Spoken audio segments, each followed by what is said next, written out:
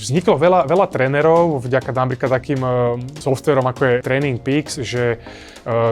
dajú športovcovi spraviť nejaký FTP test a z toho sa vlastne vygenerujú matematicky tréningové zóny a potom im vlastne volia, že kedy majú ísť na koľko vatoch. A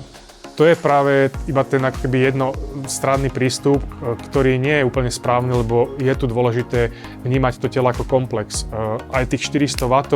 3 minúty, ten istý športovec inak vníma dneska, inak to vníma o týždeň a inak to vníma v 5 stupňoch, inak to vníma 2 dní po preteku, inak to vníma, keď ide na lačno, inak to vníma, keď sa práve najedol. Čiže tu je práve dôležité, že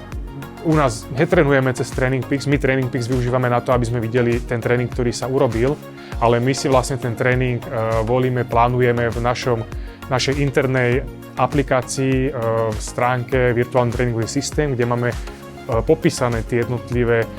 cvičenia, intenzity, formy, intervaly komplexnejšie, čiže akoby, aby si to vedel vnímať, že OK, že v podstave by si sa tam mal takto cítiť, váty by si tam mal mať od do tuto a tuto by si mal mať asi ten tep, hej? A keď ten tep tam nemáš, tak už vieš, čiže akoby ten pohľad na ten tréning je trošku hĺbší ako jednoducho radové, tuctové buchanie online trénerov cez TrainingPeaks.